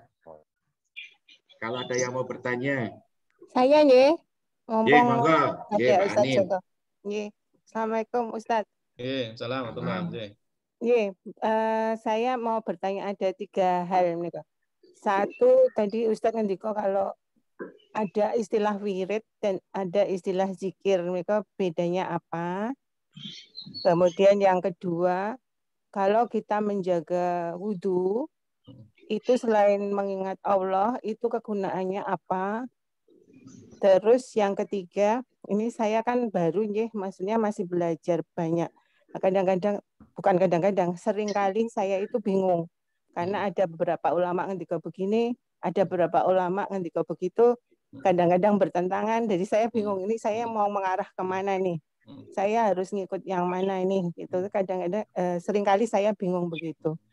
Nah, apakah solusinya bagaimana? Apakah saya bisa mengikuti tadi sahabat Nabi yang ngendiko kalau misalnya di Al-Quran nggak ada, di Sunnah nggak ada, terus kita mengikuti pikiran sendiri dengan ridhonya Allah gitu, apakah bisa begitu atau bagaimana nyon penerangan?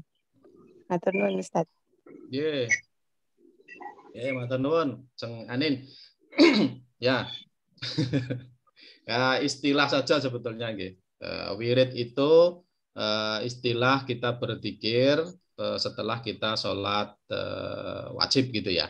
Jadi setelah salam kanan kiri terus kemudian kita diajarkan untuk baca beberapa bacaan. Nah itu sebetulnya adalah namanya wirid gitu ya. Terus kalau zikir ya, wirid itu berarti bagian dari zikir gitu. Ya, begitu karena di luar wirid yang tadi itu, yang setelah kita sholat wajib, itu masih banyak cara-cara kita itu berzikir kepada Allah SWT. Dan tadi sudah saya jelaskan dan kita sudah kita sudah sampaikan tadi pada pertanyaan sebelumnya gitu ya. Jadi silahkan nanti kita bisa banyak-banyak berzikir di luar dari wirid yang 33 kali ketika kita membaca tasbih, membaca hamdalah, membaca takbir setelah selesai kita sholat wajib tadi. Ya, kemudian yang berikutnya kegunaan kita menjaga wudhu gitu ya. Nah, sangat penting ya, kita itu selalu dalam keadaan bersuci ketika kita ini dalam keadaan berwudhu. Contoh misalnya yang paling gampang sajalah ketika kita mau tidur.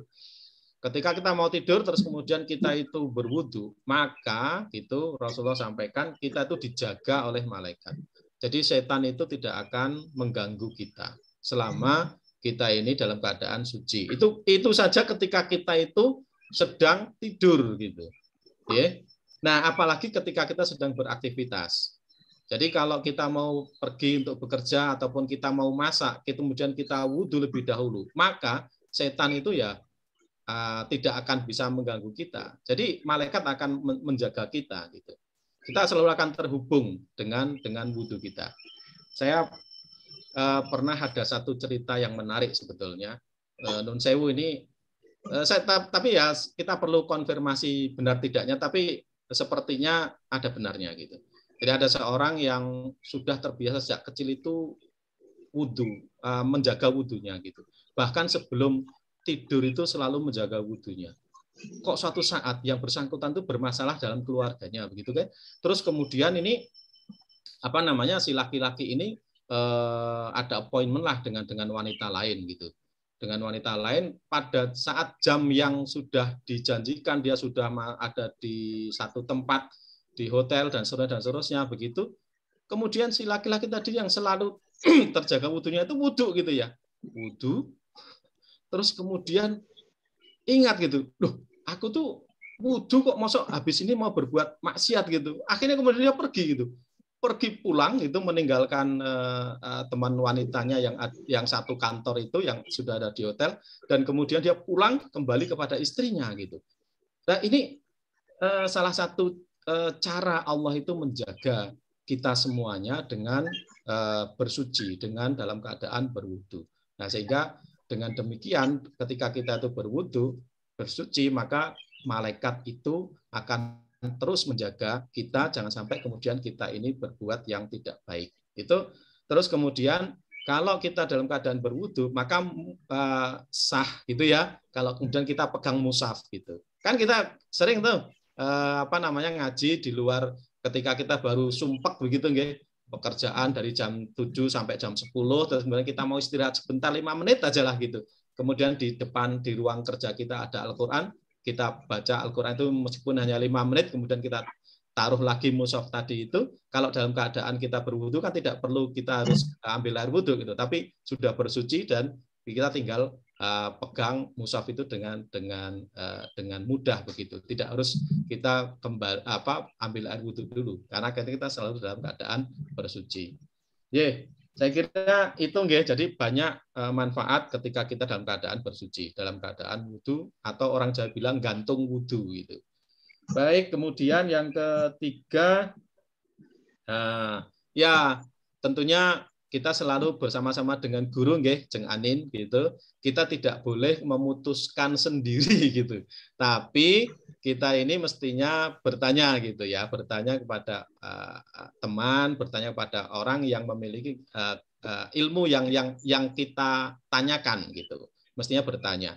Sehingga apa yang kita lakukan itu tidak jauh, tidak melenceng dari apa yang ada dalam Al-Quran, apa yang ada di dalam Sunnah, gitu ya, apa yang menjadi ijtihad para sahabat, begitu. Tetapi kita tidak boleh sembarangan sepokoknya manut gitu ya, sekehendak kita, itu tidak. Tapi mestinya ada sanatnya gitu, sehingga ketika kita runut, ya, oh ternyata ada dalam hukumnya dalam Al-Quran Karim. Ada dicontohkan oleh Rasulullah SAW gitu. Yang penting selalu kita bertanya, saya pun juga sampai sekarang masih bertanya gitu ya. Terus belajar dan belajar. Kita tidak boleh berhenti untuk belajar gitu. Ya, saya kira gitu ya, janganin ya. Oke, siap. Matur nuwun Ustaz. Alhamdulillah. Satu pertanyaan terakhir, monggo kalau masih ada.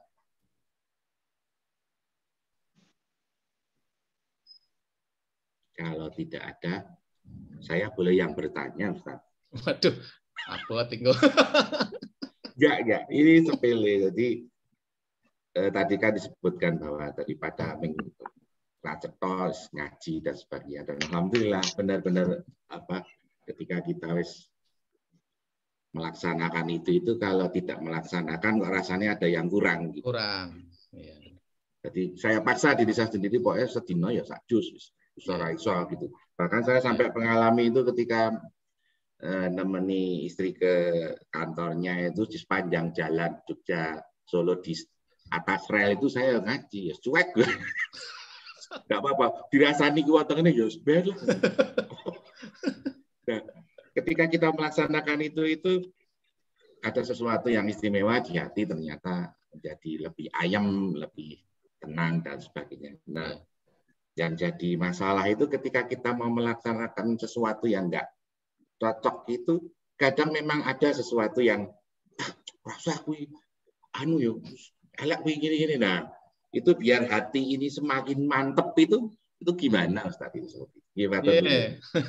Ya, ada satu doa yang diajarkan oleh Rasulullah, yaitu ya muqallibal qulub tsabit qalbi ala dinik. Ya muqallibal qulub tsabit qalbi ala dinik. Jadi kita itu minta ketetapan hati, ya. Ya muqallibal qulub, ya zat yang membolak-balikkan hati, tsabit qalbi ala dinik. Tunjukkan saya itu untuk selalu di jalanmu, pada agamamu gitu. Nah, ini doa ini kan selalu kita mudah-mudahan selalu kita baca gitu nggih, sebelum salam kanan gitu kan. Itu kan setelah innaka hamidum majid kita kan boleh berdoa yang seperti itu. Ya muqallibal qulub tsabit qalbi ala dinik. Nah, itu supaya kita mantep gitu. Kita tidak ragu-ragu lagi gitu, dan kita menjadi senang gitu ya dengan beribadah kepada Allah, tidak terpaksa gitu, karena kita yang butuh gitu, bukan Allah butuh kita, tapi kita yang butuh Allah gitu. Dan ketika kita ketemu dengan Allah itu rasanya ya senang, bahagia begitu. Saya kira gitu, Pak Lurah. Nah, pertanyaan terakhir nanti saya dikirimi yang itu tadi ya, yang PTT atau apa itu ya. Oh, nggih. Kadang ada yang minta macam-macam gitu loh. Alhamdulillah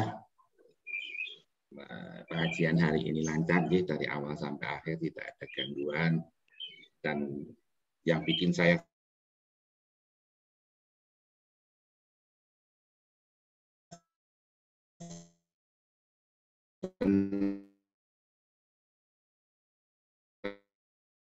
tapi banyak wajah baru yang hadir di hari ini. Jadi saya bayangin kabeh kumpul ki mau wis 90.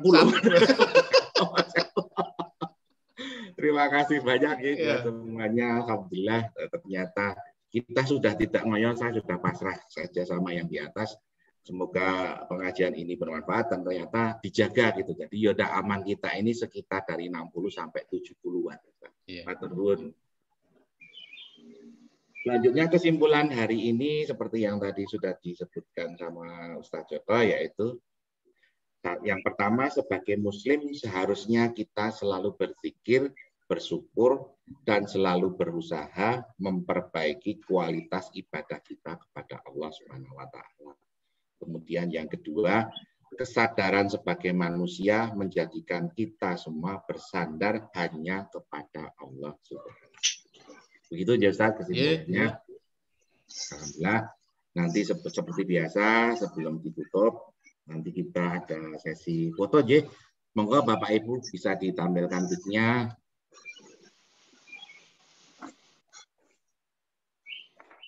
Oke, matur suwun.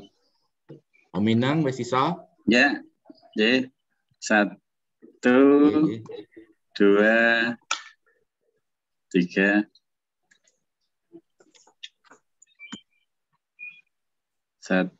2, 3.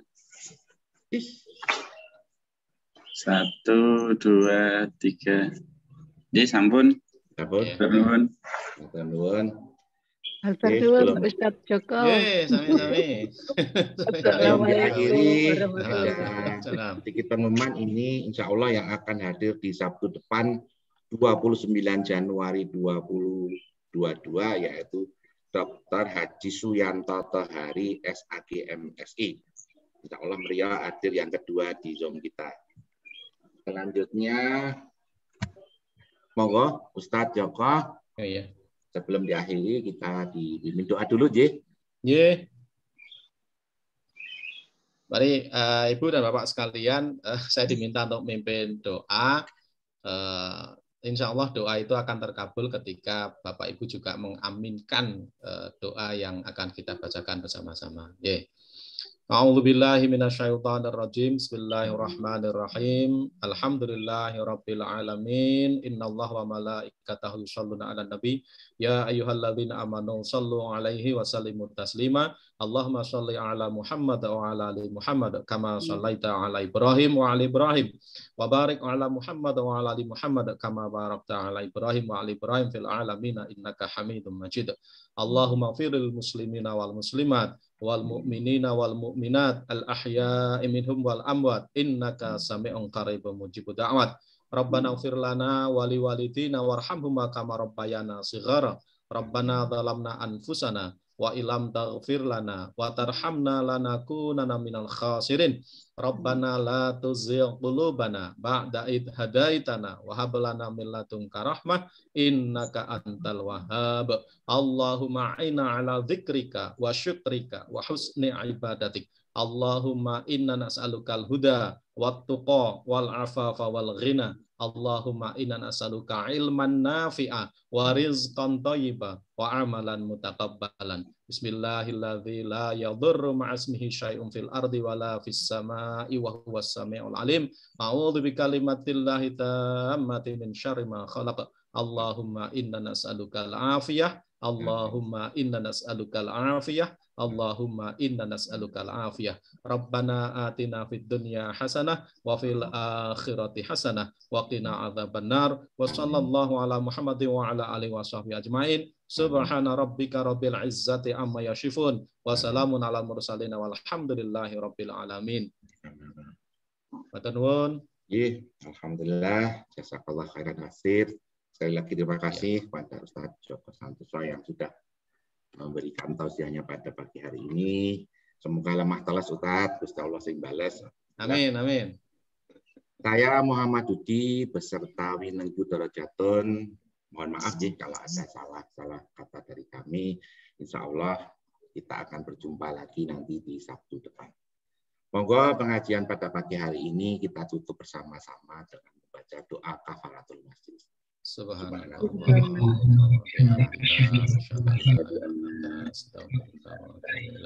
Matur nuwun. Sampai bertemu lagi di Sabtu depan. Assalamualaikum warahmatullahi wabarakatuh. Assalamualaikum warahmatullahi wabarakatuh. Terima kasih Pak Ustadz. Sami-sami. Nuwun Pak Ustadz. Sami-sami. Sudah hadir. Matur nuwun Bu Awi, Mbak Ratna, matur nuwun.